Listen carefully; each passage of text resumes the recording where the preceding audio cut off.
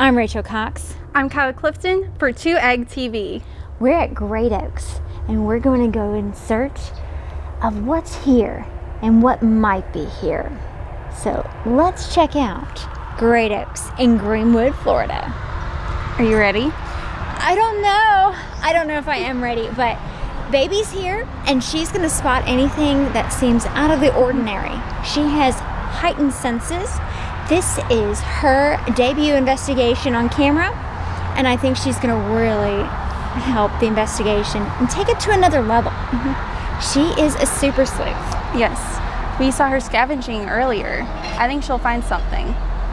Hey, this is the place. If there was going to be something that was here, hidden on this, what used to be a massive plantation, Baby's going to find it. We're going to find it. We know to keep our eyes open, and Baby's already searching, and we haven't even made it inside. Yes. Let's go and find whatever's here and the stories that lurk at the ground level and up above. All right. Well, let's go. Come on, Baby. You ready, Baby? Let's do this. Let's go inside Great Oaks. All right. Man, that is beautiful. Look at this floor. Oh my goodness, what are we gonna find?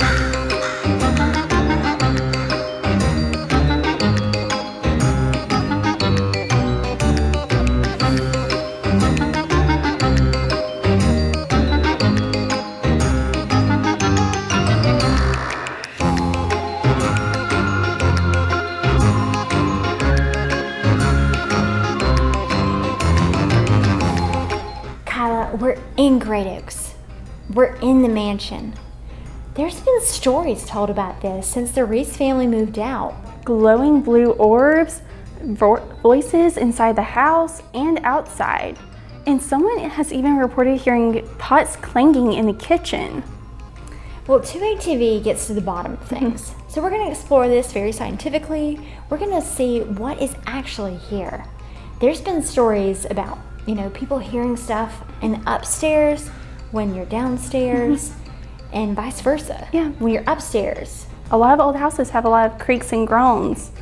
So whether something's here or not, could just be that it's an old house.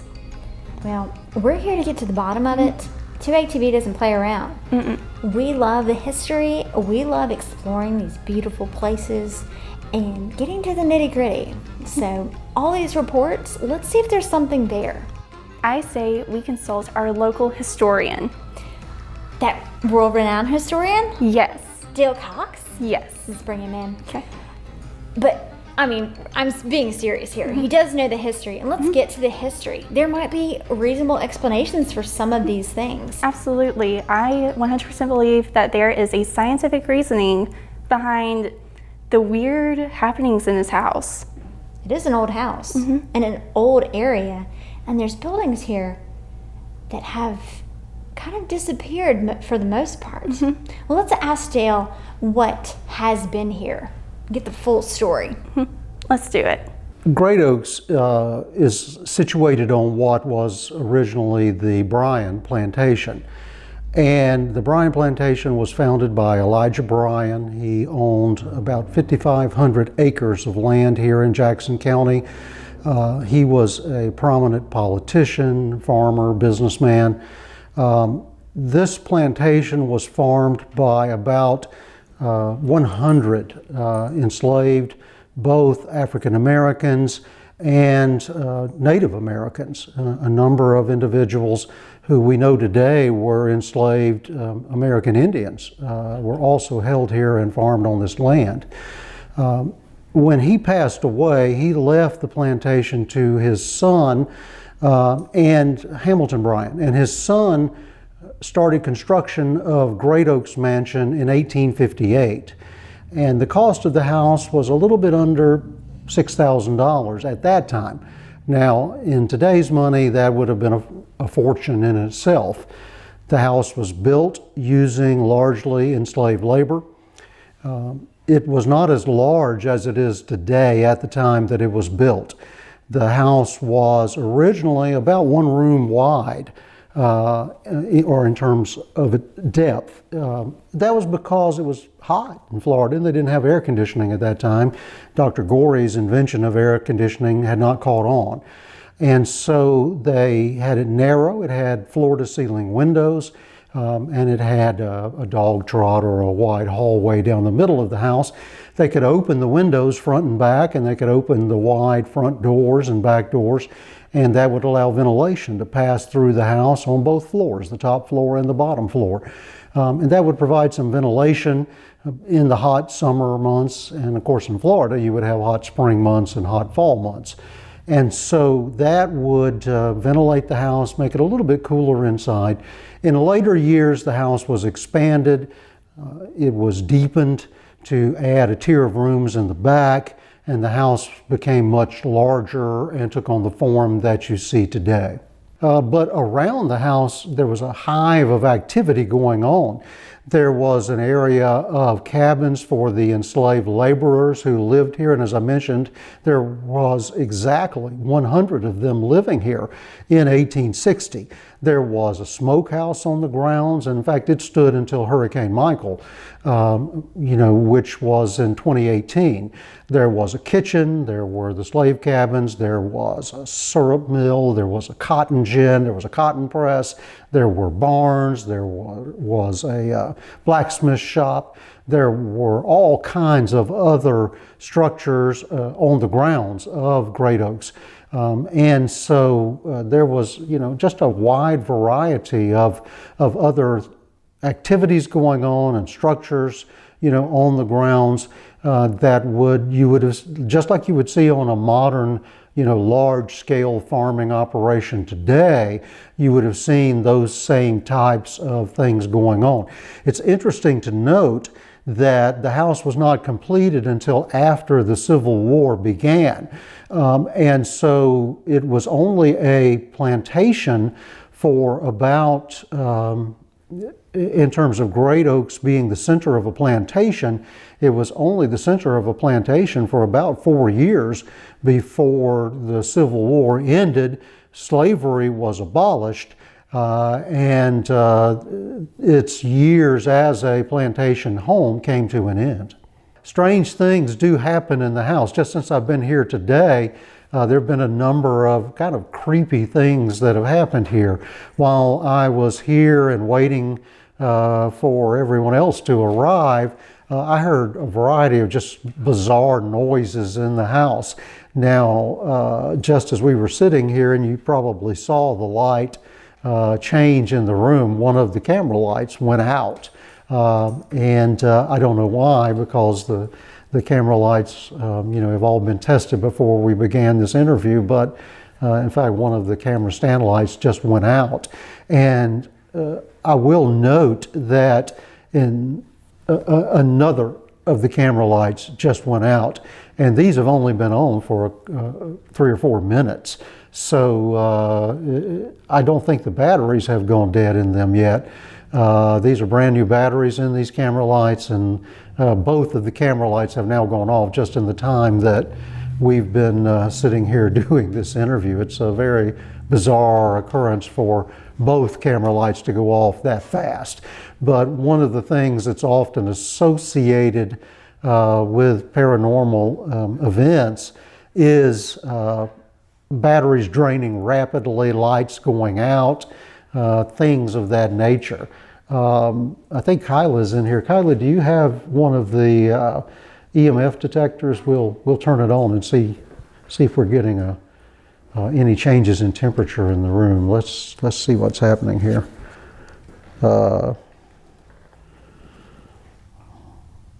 In fact, it is turning cooler in the room, Rachel. It's dropped by about 2 degrees. So maybe the history sparked something? Yeah. In fact, I'm feeling a noticeable change in temperature, and in some of the other supposedly haunted places I've visited and that I've done interviews for television stations in, one of the strange occurrences that happens is while I'm being interviewed about the history of these locations, the camera lights will blow and go out. And in fact, in one case in Arkansas where I was being interviewed, one of the camera lights actually caught on fire while I was being interviewed there about a supposed ghost in that location. So these kind of things will happen in these places and will happen in these places where, you know, this kind of activity supposedly goes on. That was surprising, Kyla. Yes, so much history is inside this house. Yeah. So many people. So many stories. Well, we've got the historian. We learned about it. We're gonna take this lights out. Let's do it.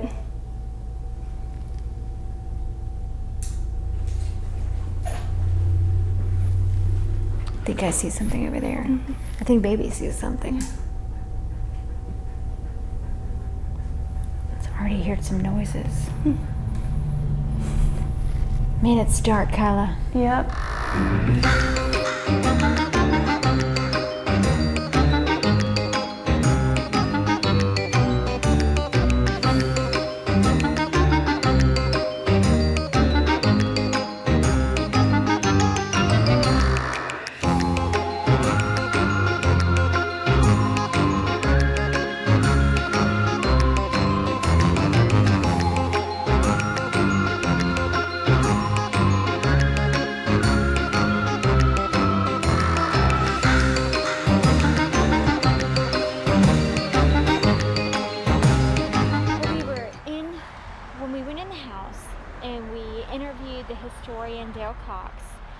And we had 2 lights and the camera light on.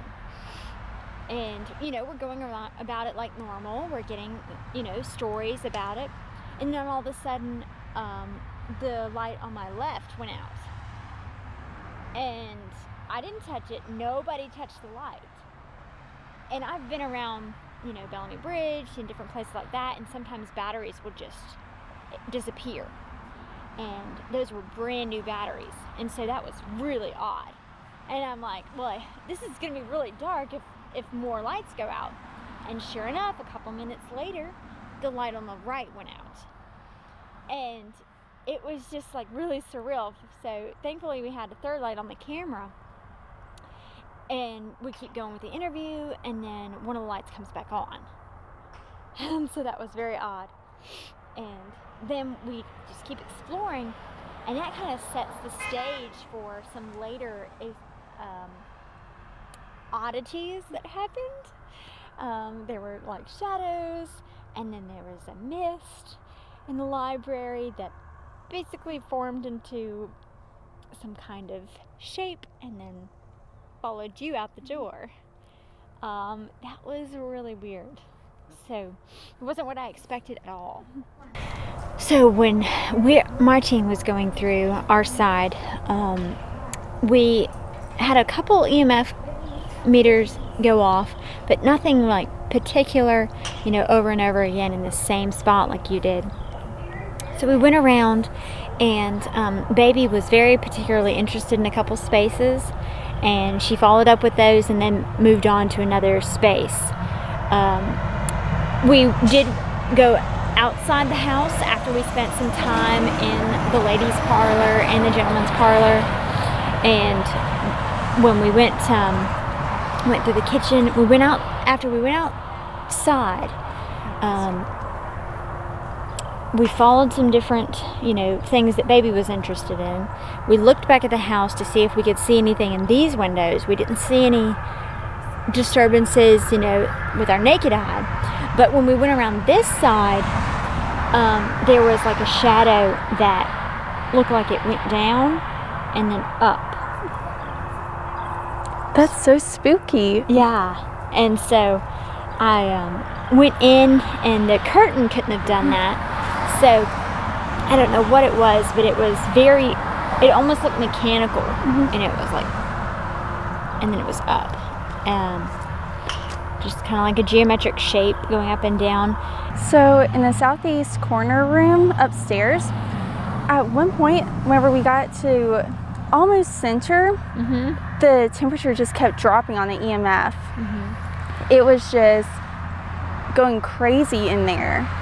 And I would walk away, I would walk around the room, and it would be normal. I'd go back to that same spot, it would drop again. And it just kept doing that over and over. What do you think it was? I don't know. Because we went close to the vents and everywhere where air could be flowing through, and it was all perfectly normal there. So it was just in that one spot. I mean, that was my first question. Like, were you near a vent? Were you near a draft? No, we weren't near any of that. Because whenever we did go near it, and I even held the EMF emitter close to those vents, nothing. So what part of the room did it go off in? So in the center of the room, there's a chandelier. It was to the side of that. So off center? Yes. Of the room? The temperature just like weirdly dropped? Yes. And the EMF reader goes crazy? And were you able to duplicate it? We were, because we were able to walk around, come back to it, and it did the same thing. We even went around to the other rooms and came back to it, and same thing.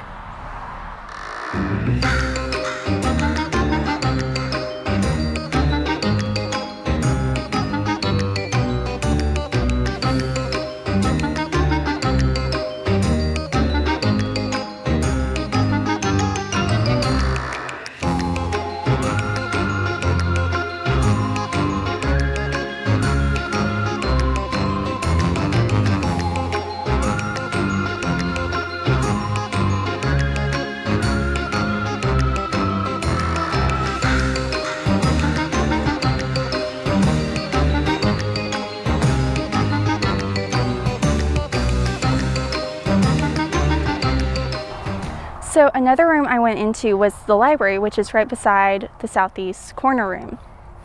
And we walked in, nothing really happened. EMF emitter didn't go off, nothing changed. We walked around, everything seemed normal. So we checked on the camera in the room, and I went and I turned on the light in the library, and then we left. And nothing happened while we were in there. And when you look back at the footage. So whenever we did look back at the footage, we saw this mist kind of rise up. It was onto the right of the screen, so the right of the room, and kind of try to form. And it almost looked like a face in the picture. And we see it kind of trail after us as we leave. But we didn't see that while we were in there. And there's not a vent there, right? We checked, there were no vents, nothing there. I mean, what makes mist just like, and there wasn't anything stirring up the dust, so No. it couldn't have been dust. No, because we had already left at that point that it showed up. So as you see it kind of follow us out of the room, there was nothing that could have formed it. There was nothing that could have caused it to look like that, to cause a mist. Actually, if you look back at the house, it's that center room right up there. You can see that projects out, and there's actually a balcony there. So there are no vents on that side that it forms. And as you can see, the windows are all shut, and there's even a storm shelter thing over it. Oh, like storm doors on top Yes. of the door, on top of the windows? So there's no way a draft None. could get in there. And all the vents are on the other side of the room because of this. So when the mist comes up and like starts to take a shape, and then it keeps going out, and maybe the vents further down disrupted it. Yes, as it was trying to form, we think that the vents disrupted it forming. So perhaps if they weren't there, we would have seen a real shape. But as it is, it just disrupted it. The airflow just ran right through it. This is very odd. Extremely. So whenever I first saw the footage of the mist in the library, I was completely shocked because I had set in my mind that there's nothing there, that, we're just out here, we're having fun, but we're not going to get anything. So I saw that and it was a bit of a shock. And my first thought was, oh, so something weird is happening here. Something that I can't logically explain. as of right now in this moment. I was just taken aback. So you've never seen anything like that before? I have not. I've never seen a mist just rise and seem to almost be sentient in the way that it followed us out of the room. Never seen anything like that. What would your impression be if it did that while you were in the room? I would probably think, oh, it's just a play on lights, try to reason it in my mind, and then think about it later and say, no, I think that was something else. But to help keep me calm, my mind does that. It comes up with logic, even though the logic might not make sense.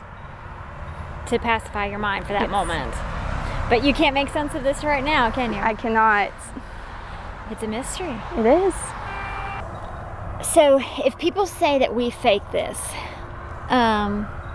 what would you say? I would say that I wish that were true.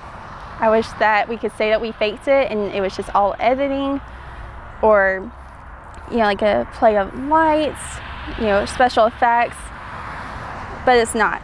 What really happened in that house while we were in there happened, whether we want to admit it or not. Because me personally, I don't want to admit that anything happened. I can go the rest of my life saying that nothing happened in that house, it was all perfectly normal, and try to reason on what happened.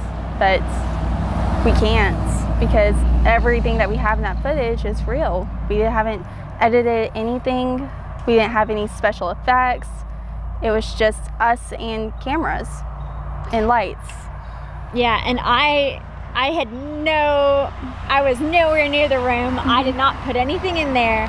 I didn't fake it, you know, and you didn't fake it. So something happened. I don't know what the mist was, but I didn't make it up. Or the shadow figure that you saw outside. Yeah. So whenever you saw the figure, I know that we had a very large crew.